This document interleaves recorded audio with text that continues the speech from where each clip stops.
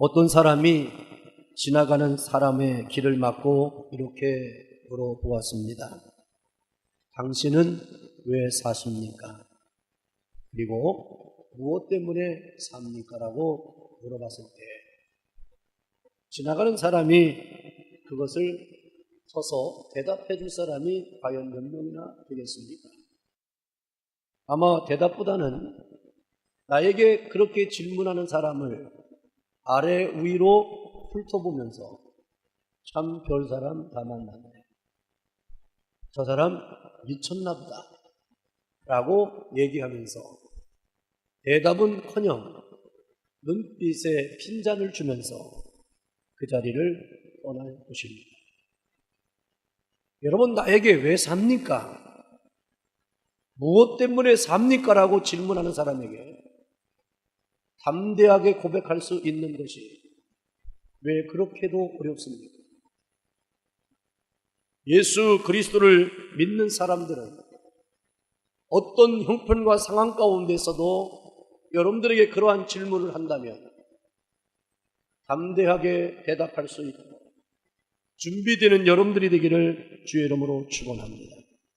사람들은 왜 사느냐, 무엇 때문에 사느냐라고 하는 질문 앞에 온전하게 고백하지 못하는 이유가 무엇입니까? 생각하지 않기 때문입니다.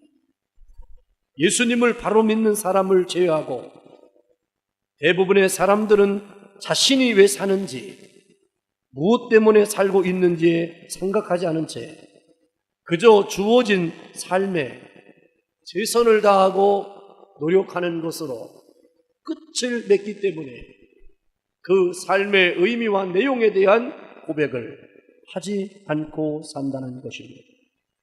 종종 TV에서 부모를 찾는 내용이 방송이 됩니다. 자기가 누구인지를 알 수 있기 때문입니다. 그러나 부모를 찾고 부모가 누구이며 내가 어떤 가문에서 태어난다고 하는 것을 안다고 해서 자기 자신의 정체성을 가질 수 있는 것은 아닌 것입니다. 왜냐하면 사람들이 자신이 누구이며 왜 사는지에 대한 보다 근본적인 대답을 가지지 못하는 이유는 한 가지입니다. 인생의 주인이신 하나님과 예수 그리스도에 대하여 정확하게 알지 못하기 때문입니다. 나의 주가 되시고 나의 창조주가 되시고 나의 인생의 전부를 주관하시고 인도하시는 분이 하나님이시며 예수 그리스도이심을 믿고 살아가는 사람만이 그 질문 앞에 대답을 할 수 있는 것입니다. 왜냐하면 예수님만이, 하나님만이 내 인생을 바로 여기를 있게 하셨고 앞으로도 나의 삶을, 존재를 주관하시는 분이 예수 그리스도이기 때문입니다. 그러므로 그분이 어떤 분이신지를 바르게 알면 우리는 이 질문에 대한 명확한 답을 얻을 수 있습니다. 오늘 새해를 시작하는 첫 주일에 저는 여러분들에게 이제는 왜 살아야 되고 나는 왜 사는 것이 무엇인가에 대한 질문 앞에 이제 당당해지는 우리 성도님들이 되어지기를 소망합니다. 우리가 그리스도인으로서 어떤 정체성을 가지고 살아야 할지를 생각하면서 우리 주 예수 그리스도라고 하는 제목으로 함께 은혜를 나누고자 합니다. 예수님은 첫째로 태초부터 계신 하나님이심을 오늘 본문에서 증거합니다. 1절로 3절의 말씀에 보면 태초에 말씀이 계시니라. 이 말씀이 하나님과 함께 계셨으니 이 말씀이 곧 하나님이시니라. 그가 태초에 하나님과 함께 계셨고 만물이 그로 말미암아 지은 바 되었나니 지은 것이 하나도 그가 없이는 된 것이 없느니라고 기록했습니다. 사도 요한은 예수님은 태초부터 계신 성자 하나님, 성부 하나님과 함께 창조의 사역을 이루신 분임을 밝히고 있습니다. 창세기 1장을 보면 참으로 중요한 내용을 우리에게 전해주고 있습니다. 천지를 비롯한 만물이 저절로 생겨난 것이 아니라 하나님께서 다 말씀으로 지으셨다는 사실을 알려줍니다. 하늘과 땅과 바다, 해와 달과 별들도 다 하나님께서 지으신 것이고, 빛과 어둠과 낮과 밤도 다 하나님께서 만드신 것이며, 풀과 씨를 맺는 채소와 각종 열매를 맺는 나무들도 다 하나님께서 나시게 한 것이라고 그랬고, 온갖 종류의 새와 땅의 짐승과 기는 모든 것과 바다의 물고기와 또 다 하나님께서 생기게 하신 것이라고 창세기 1장에서는 증거하고 있습니다. 그리고 남자와 여자, 인간은 하나님의 특별한 창조임을 강조합니다. 또 사람들이 생육하고 번성하며 땅에 충만하여 하늘과 땅과 물 위에 있는 모든 생물을 다스리고, 풀과 채소와 열매들은 그들의 먹을거리를 삼는 질서도 하나님께서 세워주셨음을 증거하고 있습니다. 여러분들은 대단한 거예요. 사람으로 태어난 것이 얼마나 복되고도 축복인지 모릅니다.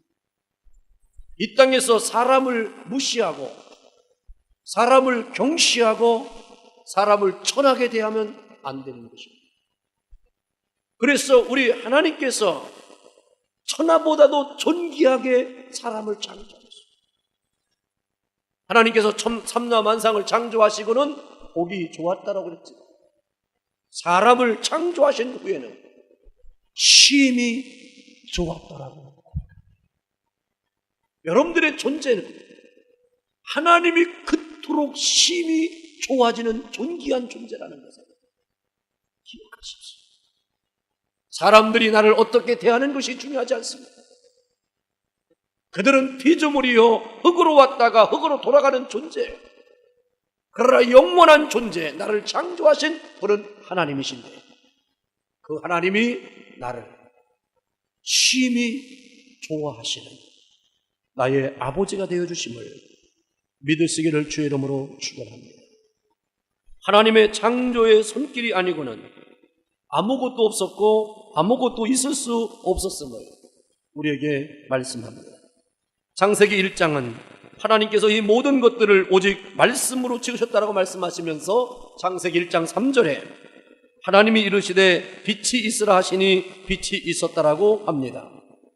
그리고 창세기 1장 6절로 7절에 보면 하나님이 가라사대 물 가운데에 궁창이 있어 물과 물로 나누게 하리라 하시고 나누게 하심에 그대로 되니라. 바로 하나님의 하심 속에 선포하실 때마다 그대로 되었다. 오늘 2017년도 여러분들의 삶 가운데 말씀이 그대로 되어지는 일들을 경험하기를 주의 이름으로 축원합니다. 말씀이 있는 사람은 소망이 있는 겁니다. 말씀이 있는 사람은 내일에 기대를 가져도 됩니다. 말씀이 있는 사람은 내 인생의 전부를 하나님께서 주관하실 것을 믿기에 우리는 거룩의 길을 걸어갈 수 있는 것입니다. 왜냐하면 말씀은 그대로 되는 능력이기 때문에 그렇습니다.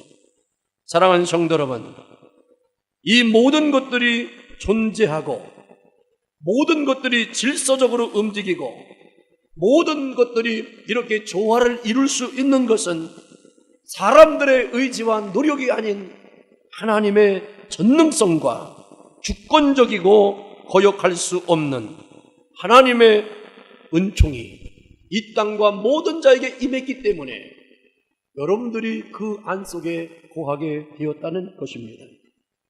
지나돈의 창시자인 찰스 다윈은 인생의 말년을 우울하게 보냈습니다. 다윈이 운명하기 몇 달 전에 호프라고 하는 여인이 병실을 찾아갔습니다. 병실을 문을 열고 들어갔더니 다윈이 성경을 읽고 있었습니다. 그때 이 여인이 그에게 묻습니다. 지금 무엇을 읽고 계십니까? 다윈은 쓸쓸한 미소를 지으면서 대답합니다. 성경입니다. 아주 고귀한 생명의 책입니다라고 고백합니다. 그때 이 호프 여인이 창세기를 펼쳐가면서 하나님께서 있도록 창조하시고 역사를 주관하시는 것에 대해서 그런 말씀을 읽으면서 다윈이 주장한 진화론의 허구였음을 설명합니다. 그러자 다윈의 얼굴이 심하게 일그러지며 놀라운 고백을 했습니다. 나는 참 미숙한 젊은이였습니다. 나는 모든 사물과 현상에 대해 의심을 품고 접근하는 사람이었습니다. 진화론도 그 중에 하나입니다. 그런데 사람들이 진화론을 학문이 아닌 창조론과 적대되는 종교처럼 신봉하게 되었던 겁니다. 나는 진화론을 하나의 학설로 보았지 창조론과 적대적 관계로 나는 주장한 적이 한 번도 없었다는 것입니다. 그렇지만 많은 사람들이 창조주 하나님에 대한 부정적인 삶을 살다 보니 진화론을 창조론의 대치적인 것으로 신봉하는 것으로 믿게 되어 하나의 논리가 신앙인 것처럼 만들어지게 되었다라고 얘기하면서 제발 사람들에게 하나님의 위대한 창조와 예수 그리스도의 구속의 은혜를 증거해 주십시오라고 눈물을 흘리며 부탁을 하는 것입니다. 진리는 죽음 앞에서 하나님 앞에서 진위가 가려집니다. 다윈은 죽음을 앞에 두고 진화론이 아닌 창조론을 진리로 고백했던 것입니다. 예수님은 이 창조의 사역에 성부 하나님과 함께 하신 태초부터 계신 분임을 알고 믿고 살아가는 여러분들 되기를 주의 이름으로 축원합니다.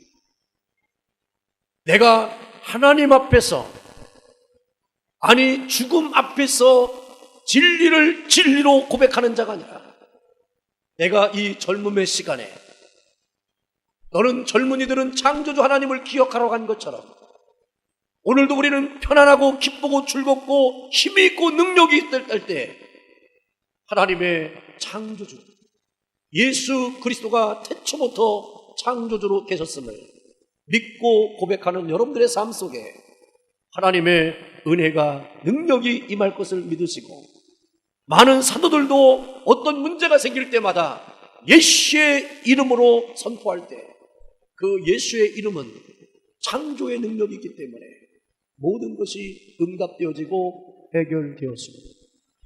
오늘도 창조주와 같은 거룩 예수 그리스도가 2017년도 여러분들의 삶 속에 예수의 이름을 선포하는 것뿐마다 창조의 능력이 나타나는 지엄든 삶이 되기를 주의 이름으로 축원합니다. 둘째로 예수 그리스도는 말씀이 육신되어 오신 하나님이십니다. 사도 요한은 창조 때의 그 말씀이 육신을 입고 세상에 오신 분이 곧 예수 그리스도이심을 증거합니다. 창세기 1장의 창조 사역을 자세히 보면 삼위일체 하나님의 일하심을 보여주고 있습니다. 곧 성부 하나님, 말씀이신 성자 예수 그리스도, 하나님의 영이신 성령의 사역입니다. 창세기 1장 2절에 보면 땅이 혼돈하고 공허하며 흑암이 깊음 위에 있고 하나님의 영은 수면 위에 운행하시니라고 기록됩니다. 여기서 하나님의 영은 성령을 말합니다. 그러기에 말씀이 육신되어 오신 예수님은 요한복음 8장 58절에서 이렇게 증거합니다.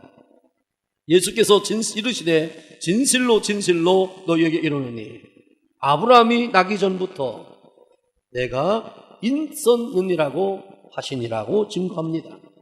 세례 요한은 예수님보다 6개월 먼저 태어난 자이지만 그가 예수님에 대해서 요한복음 1장 15절에 이렇게 말합니다.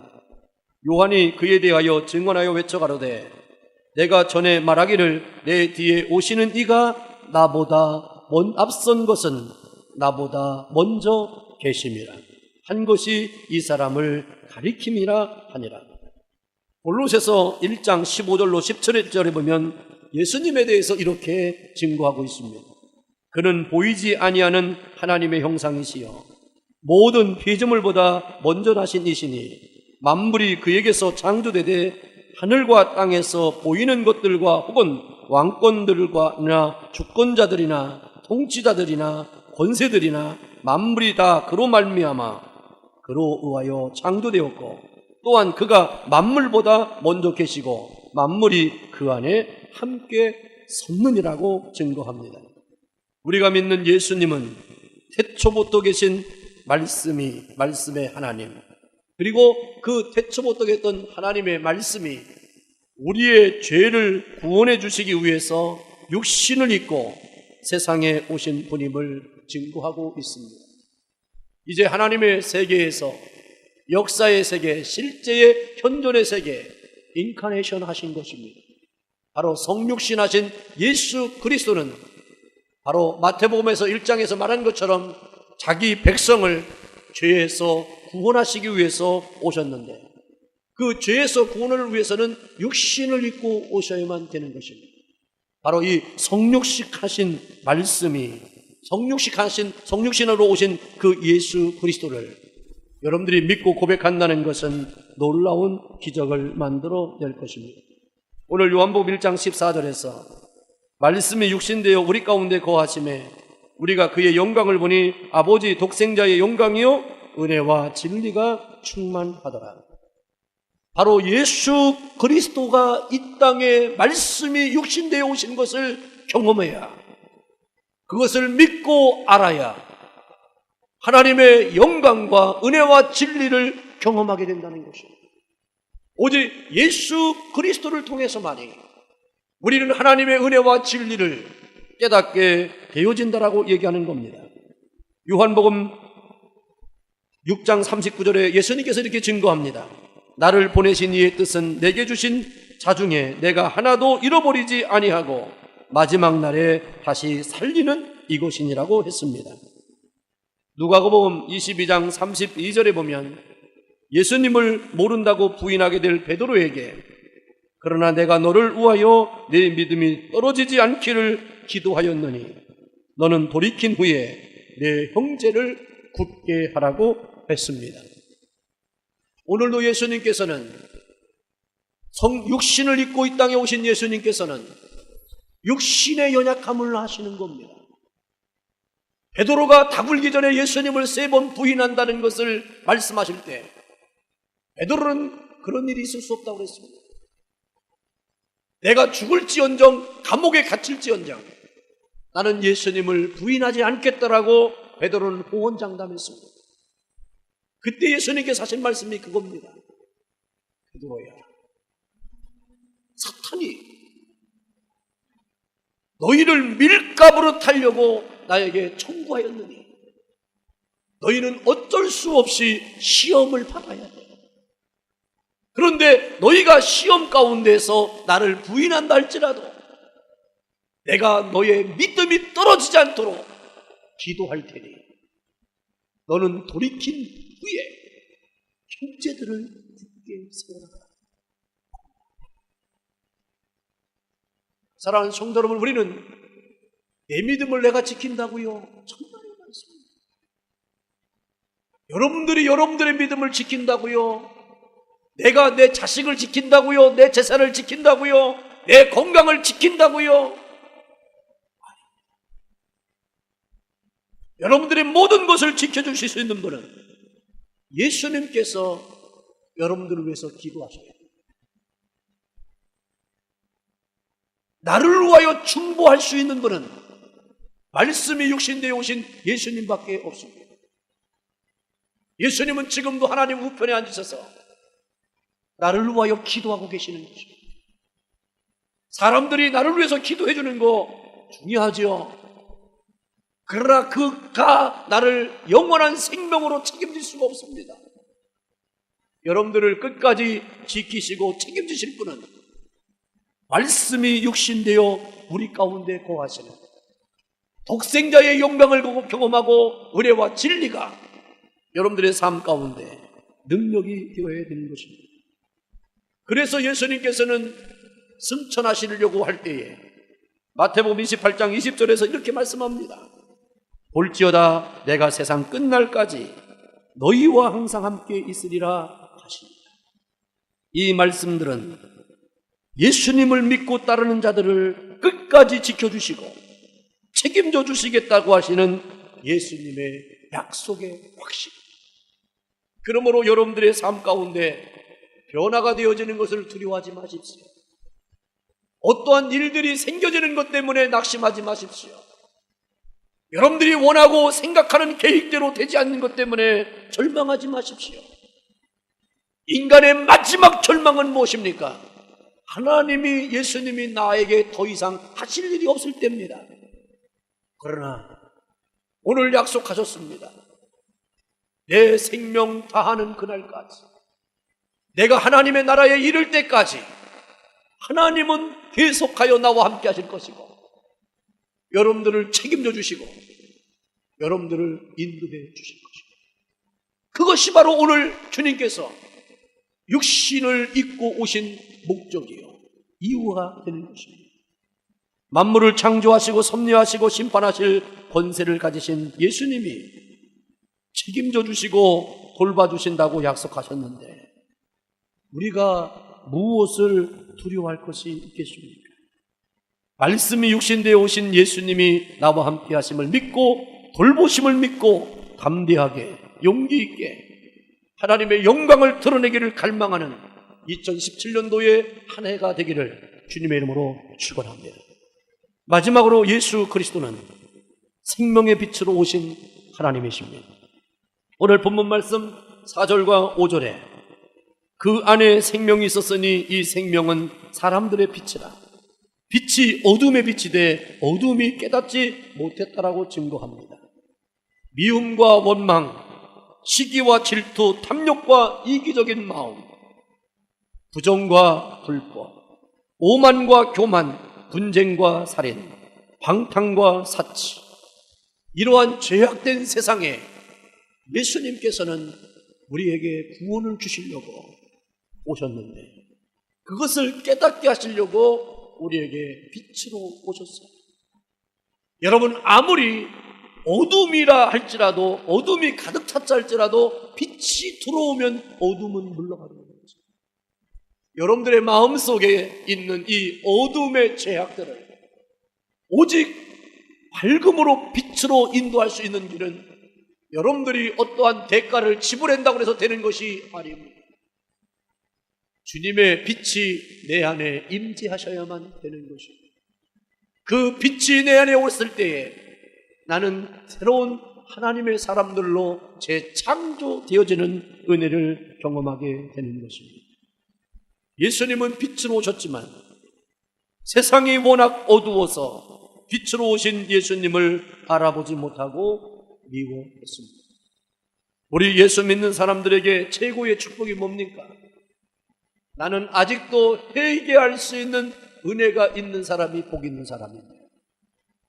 예수님을 모르는 사람들에게 회개하십시오라고 해보세요. 회개가 뭡니까? 당신 죄가 있지 않습니까? 그랬더니 당신이 내가 죄 짓는 거 뭐 봤습니까? 내가 무슨 죄를 졌다고 그러십니까? 당신이 나를 압니까? 라고 달려들어요. 그러나 예수 그리스도 안에 있는 사람은, 빛으로 이미 어둠을 물리친 경험이 있는 사람은 그 어둠의 그늘이 내 안에 들어오는 것을 아는 사람은 내가 아닌 예수의 빛이 왔을 때 내가 다시 새로운 피조물이 되어지는 것을 경험한 사람이기에 회개하라 하면 회개하는 겁니다.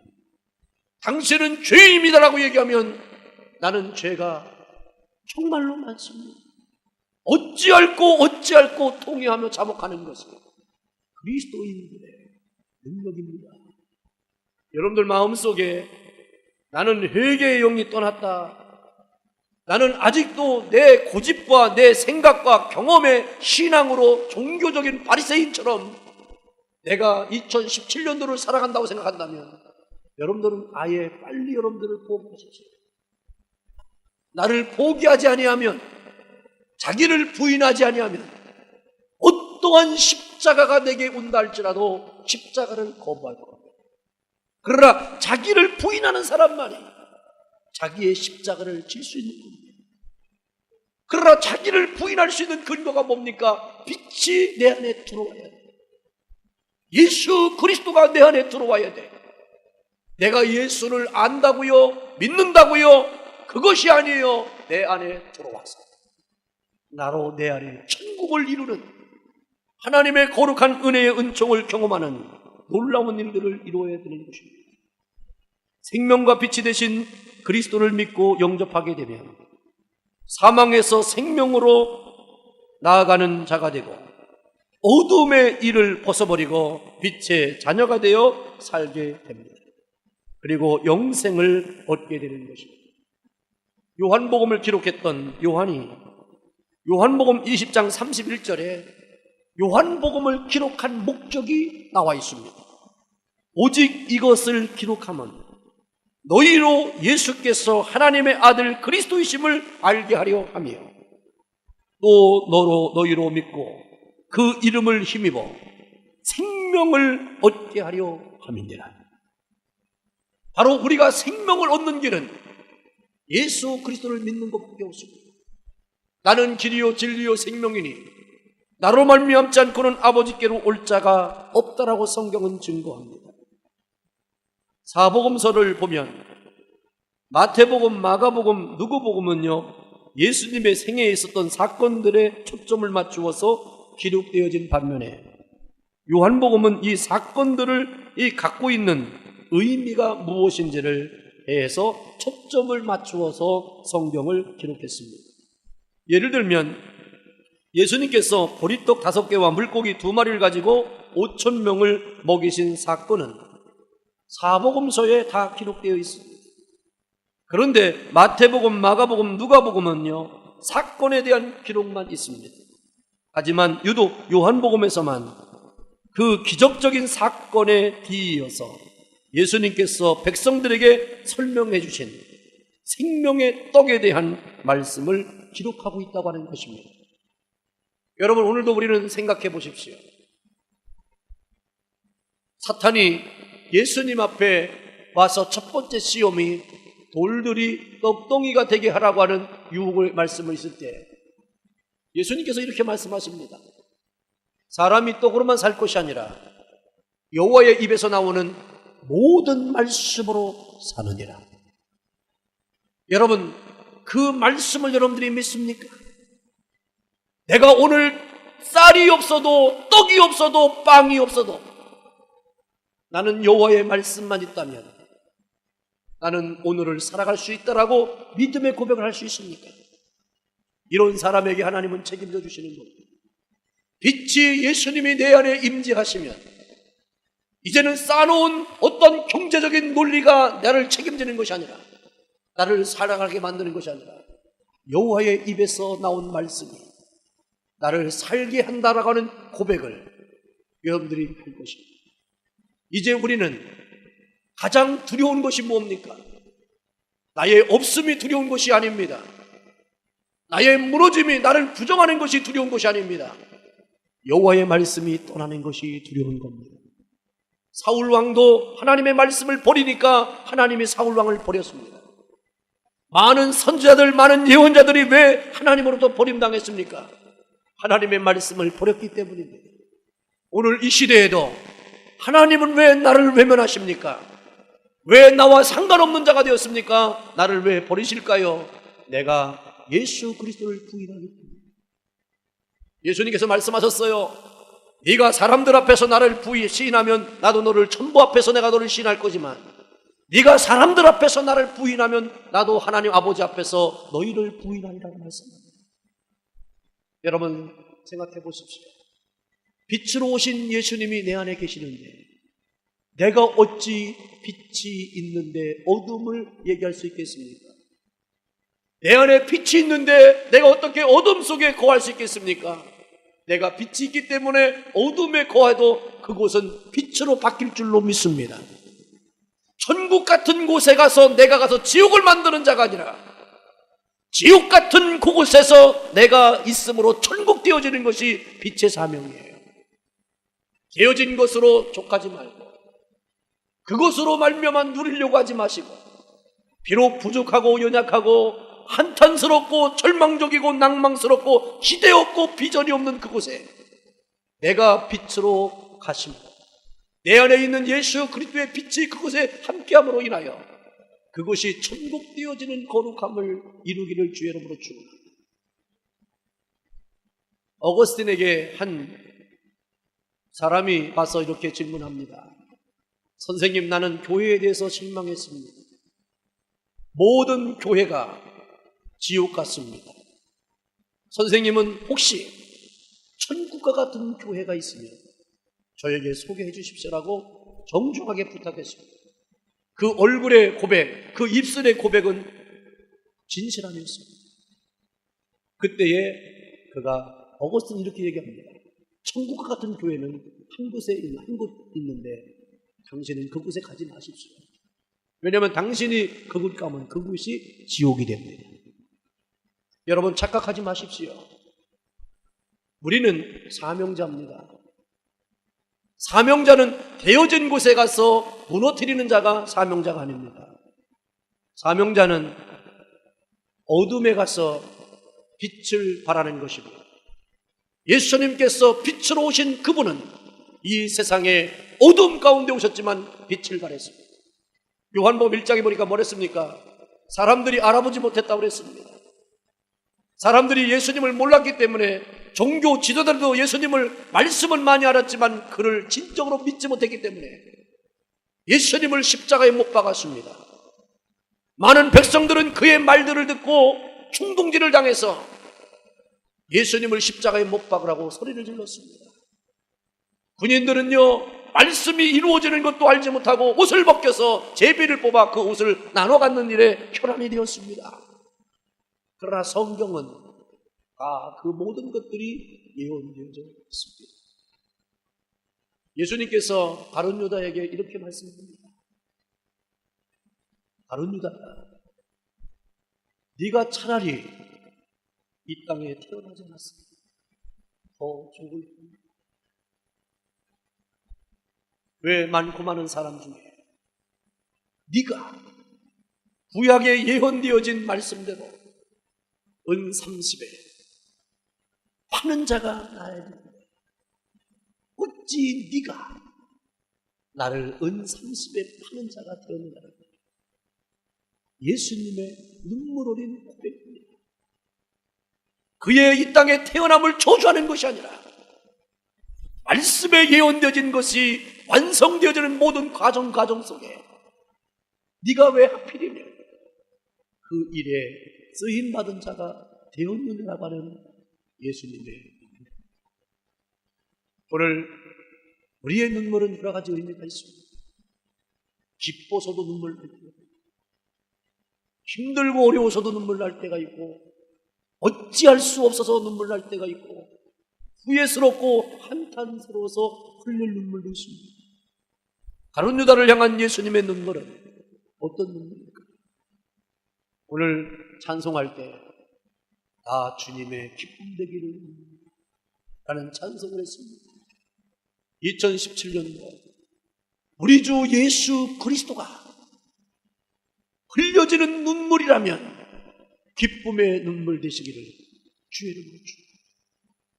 이제는 2017년도는 여러분들과 이 교회를 통해서 하나님이 예수님께서 환하게 소리를 지르며 웃을 수 있는 통쾌한 축복의 사람들이 되어서 예수님의 이름으로 축원합니다. 기도하겠습니다. 할렐루야. 아버지 하나님, 요한은 부활하신 예수님을 만났고 성령의 충만함을 받은 후 예수님을 바로 보았습니다. 하나님과 함께 계신 예수님을 보았고 하나님의 본체의 형상이신 예수님을 보았습니다. 그에게 눈이 열려졌고 그의 마음이 열려졌고 그의 삶이 열려졌습니다. 그래서 요한은 한때는 예수님을 버리고 도망쳤던 사람이요, 그래서 그는 비참하고 비굴한 사람이었지만 예수님을 나의 구주로 믿는 그 순간 이후에 그는 그분을 위하여 죽기를 결심하는 사람이 되어 마지막 우리에게 요한복음을 기록하면서 예수 그리스도가 나의 구주가 되시며 우리가 그를 믿고 살아갈 때만이 영생을 받게 되어지는 길임을 깨닫고 알려주셨습니다. 2017년도 이 교회와 사랑하는 모든 성도들에게 예배자들에게 베풀어 주실 것은 영생임을 알게 하여 주옵소서. 이제는 영생을 소유한 자로서 그 삶의 승리의 거룩함을 아버지 앞에 드러나는 교회와 온 성도들의 삶이 되어지기를 축복하며 예수님의 이름으로 기도하옵나이다. 아멘.